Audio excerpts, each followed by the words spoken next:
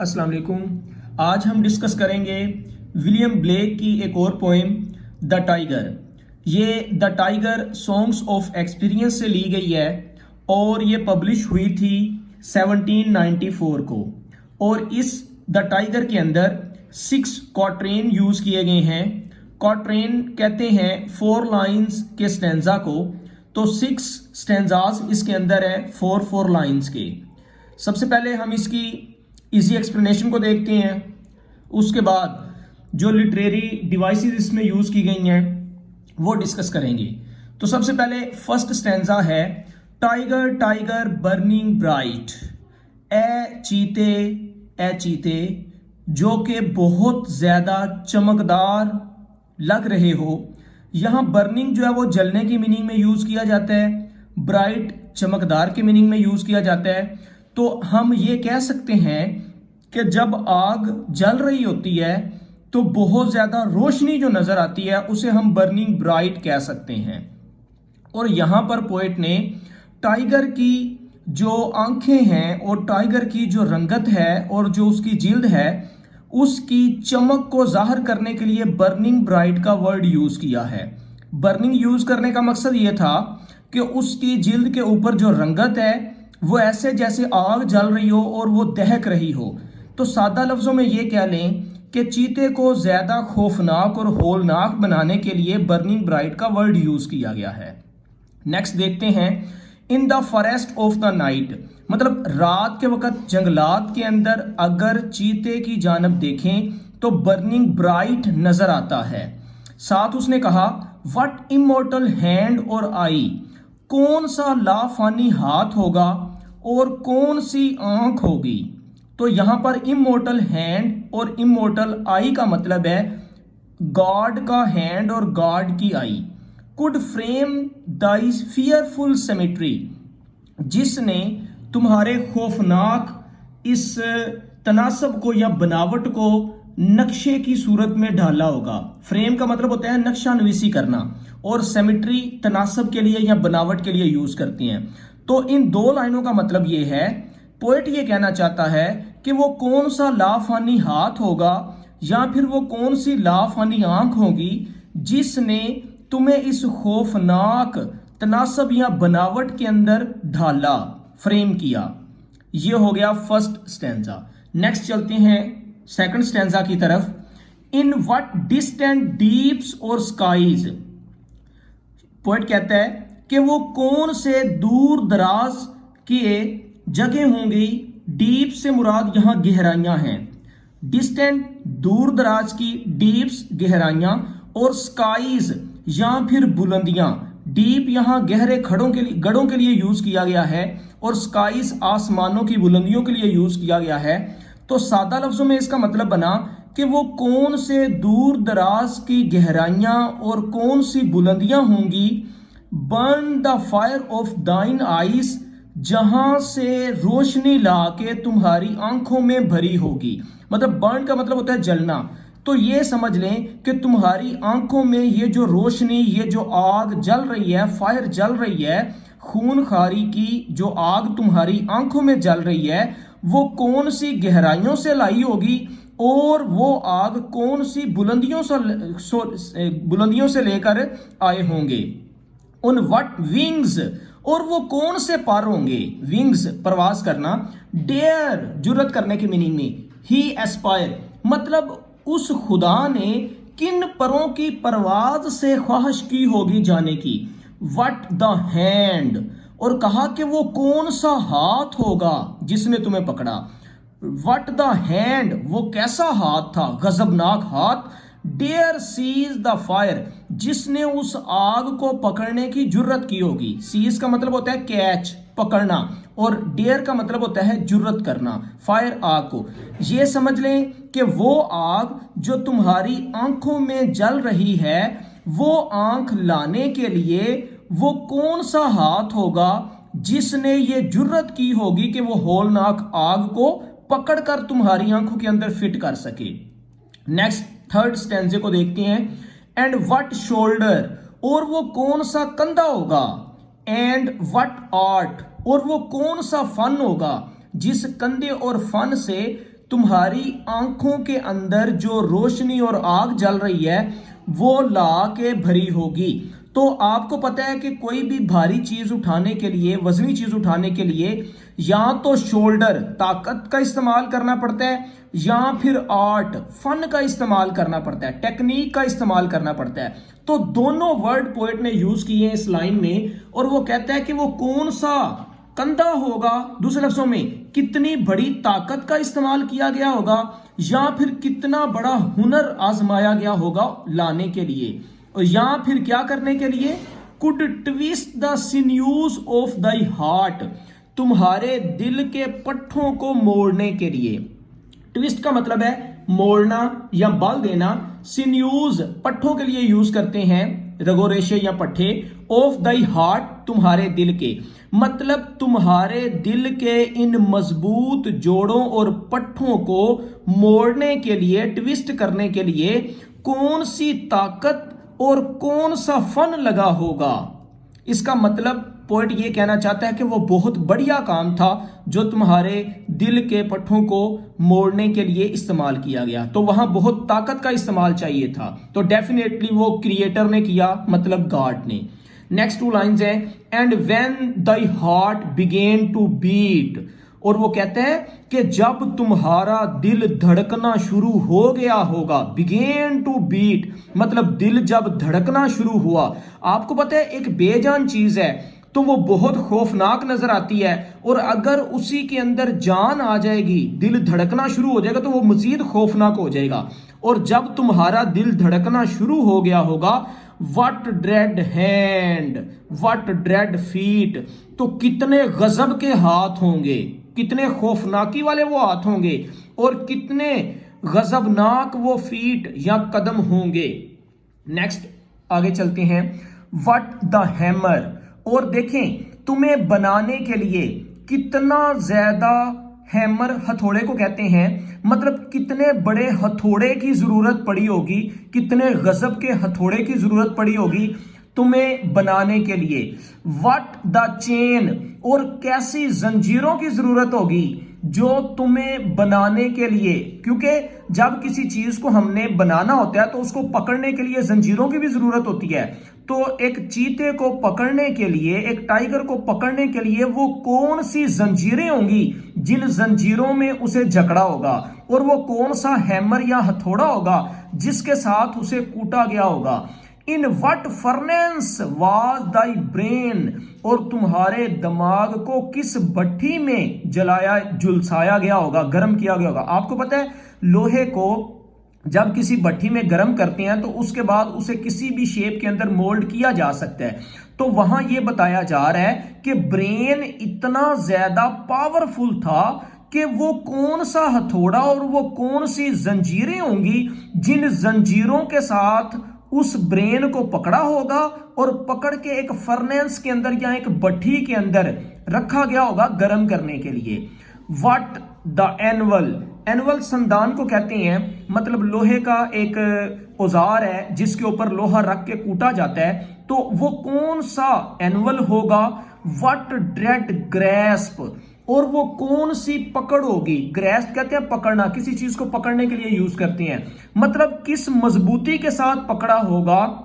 Dare its deadly terrors clasp, तुम्हारे इस खौफनाक, डेडली खौफनाक क्लैस्प पंजों को जो कि बहुत ज्यादा खूनखार हैं, जानलेवा हैं, उसको पकड़ने की जुर्रत की होगी। मतलब कैसी जुर्रत होगी जो तुम्हारे खूनखार पंजों को पकड़ने के लिए की गई होगी।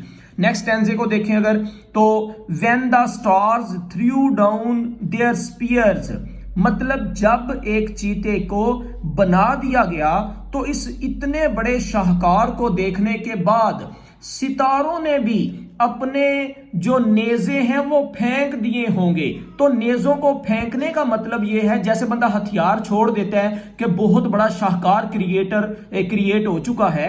इस वजह से उसने कहा है when the stars threw down their spears, जब सितारों ने भी अपने नेज़े फेंक दिए होंगे, and watered heaven with their tears, और उन सितारों ने आसमानों पर रो रो के आंसू बहा दिए होंगे, मतलब कि हर तरफ आंसुओं के साथ पानी ही पानी कर दिया होगा आसमानों पर। तो इसका मतलब यह है कि इतना बड़ा शाहकार देखने के बाद सितारों ने नंबर 1 तो अपने स्पीयर्स फेंक दिए और नंबर 2 आंसू बहा के आसमान को सैराब कर दिया। और नेक्स्ट 2 लाइंस हैं, did he smile his work to see, क्या वो खुदा अपना ये काम करने के बाद मुस्कुराया होगा, मतलब तुम्हें बनाने के बाद खुदा मुस्कुराया था। Did he who made the lamb made thee, क्या ये वही खुदा है जिसने भेड़ के बच्चे को बनाया, क्या उसी ने तुम्हें बनाया। इसका मतलब ये है कि एक इनोसेंट क्रिएचर को, लैम को जिस खुदा ने बनाया, इस खूनखार क्रिएचर टाइगर को भी उसी खुदा ने बनाया है। और लास्ट स्टैंजा जो फर्स्ट स्टैंजे की तरह है, tiger tiger burning bright in the forest of the night, what immortal hand or eye dare frame thy fearful symmetry. अब हम देखते हैं इसकी टेक्निक्स को जो इसके अंदर यूज की गई हैं। तो सबसे पहले ये मेटाफर, फर्स्ट लाइन में मेटाफोरिकल लैंग्वेज यूज की गई है, जैसा कि टाइगर टाइगर बर्निंग ब्राइट। अब ये जो आग की तरह जलने झुलसने और चमकने वाली रोशनी है, ये मेटाफोरिकल लैंग्वेज के तौर पर इस पोएम में यूज की गई है।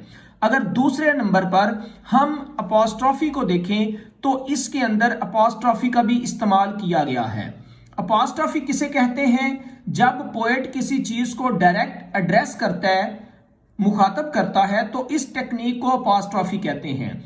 आपको पता है टाइगर टाइगर बर्निंग ब्राइट में ये जो टाइगर टाइगर का वर्ड यूज किया गया है, ये डायरेक्ट मुखातब किया है पोएट ने टाइगर को। इसी तरह अगर लाइन नंबर 21 में देखें तो इसमें भी tiger tiger burning bright same apostrophe की टेक्निक यूज की गई है। अब राइम स्कीम को देखते हैं। इस पोएम की rhyme scheme A A B B A A B B इस तरह के है, जैसा कि फर्स्ट लाइन का लास्ट वर्ड है ब्राइट और इसका सेकंड लाइन का लास्ट वर्ड है नाइट, तो ब्राइट नाइट ए ए। इसी तरह थर्ड लाइन का लास्ट वर्ड है आई और फोर्थ लाइन का लास्ट वर्ड है सिमेट्री, तो बी बी।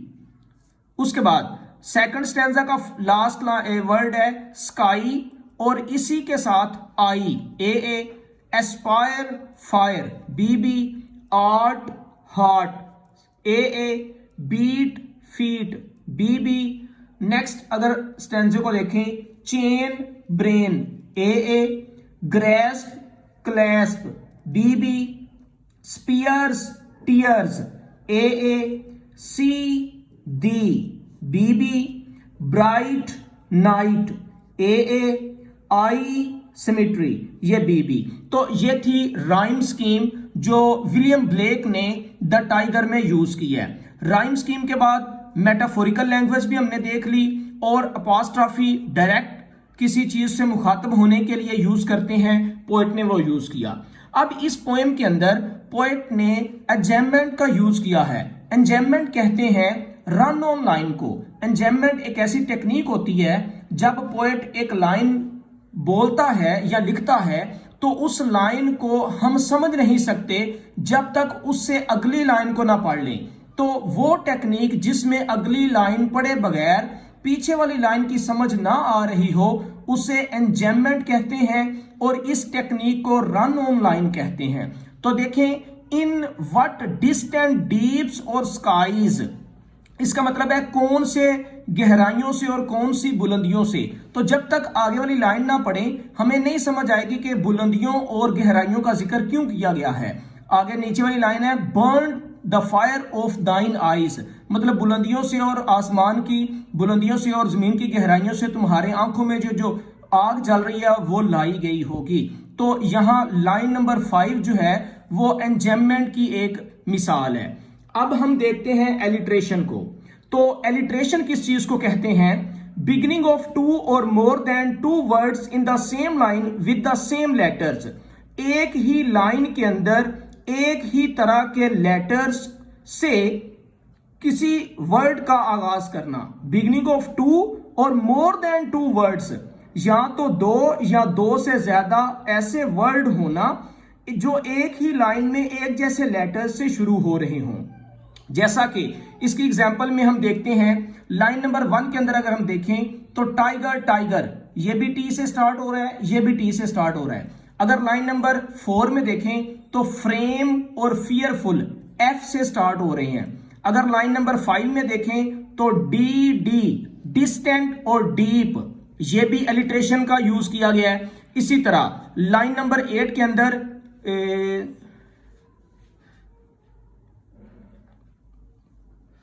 लाइन नंबर 8 में नहीं है, ये वैसे लाइन लगाई है। यहां लाइन नंबर 11 में बिगेन और बीट, ये भी एलिट्रेशन का यूज है।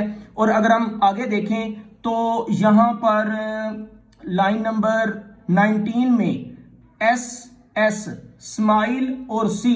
इसी तरह लाइन नंबर 17 में अगर हम देखें तो स्टार्स और स्पीयर्स यूज किए गए। लाइन नंबर 16 में देखें तो डेयर और डेड डेडली, ये यूज किया गया है।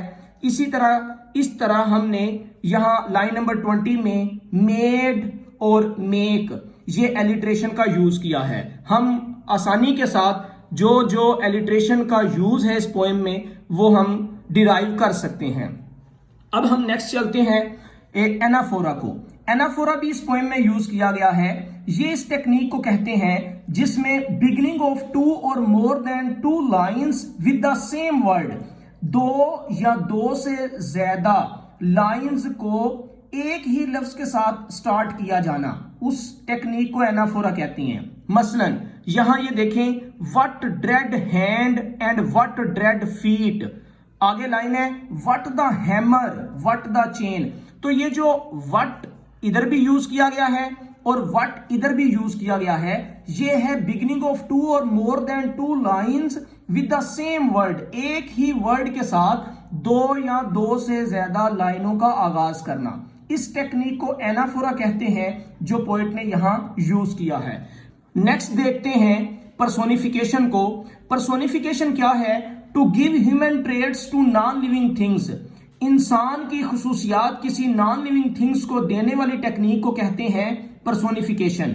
अगर लाइन नंबर 17 देखें, when the stars threw down their spears, जब सितारों ने अपने नेज़े फेंक दिए होंगे।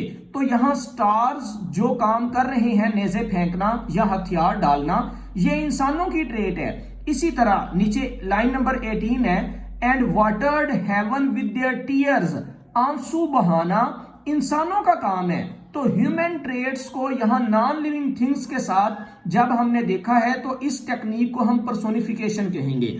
अगर हम आगे देखें लाइन नंबर 20 को, तो इसके अंदर 2 चीजें बल्कि 3 चीजें यूज की गई हैं। नंबर 1 रिटोरिक क्वेश्चन किया गया है, नंबर 2 एलियन यूज किया गया है और नंबर 3 पैराडॉक्स यूज किया गया है। अब पैराडॉक्स क्या होता है? तजाद। फॉर एग्जाम्पल यहां देखें, did he who made the lamb made thee, क्या ये वही खुदा है जिसने भेड़ का बच्चा बनाया, उसी ने चीते को बनाया? तो ये एक पैराडॉक्स है। दूसरे नंबर पे ये जो एलियन है, एलियन कहते हैं रेफरेंस को। तो लैम असल में क्राइस्ट के लिए यूज किया जाता है और खुद गॉड के लिए भी यूज किया जाता है। तो क्राइस्ट के रेफरेंस के हवाले से यहां लैम यूज किया गया है। और तीसरी बात, ये जो रेटोरिक क्वेश्चन है, एक ऐसे सवाल को कहते हैं जो पोएट कर रहा होता है और उसके आंसर को भी खुद जानता है। जैसा कि क्या वही खुदा है जिसने भेड़ के बच्चे को बनाया, उसी ने चीते को बनाया? तो इसका मतलब यह हुआ कि पोएट खुद भी इसका आंसर जानता है। तो ये एक रेटोरिक क्वेश्चन होगा। लास्ट बट नॉट लीस्ट हम देखते हैं हाइपरबोल को। हाइपरबोल एक ऐसी प्रेस को कहते हैं जो एग्जेजरेशन के साथ की जाती है, मतलब किसी चीज को इस तरह बढ़ा चढ़ा के बयान करना कि वो बहुत नायाब और शाहकार दिखनी शुरू हो जाए या नजर आनी शुरू हो जाए या महसूस होनी शुरू हो जाए। तो आपको पता है कि स्टार्ट से लेके एंड तक ये सारी की सारी पोएम जो है वो एग्जेजरेशन पे बेस करती है, मतलब एक्स्ट्रा ऑर्डिनरी तारीफ की गई है एक टाइगर की।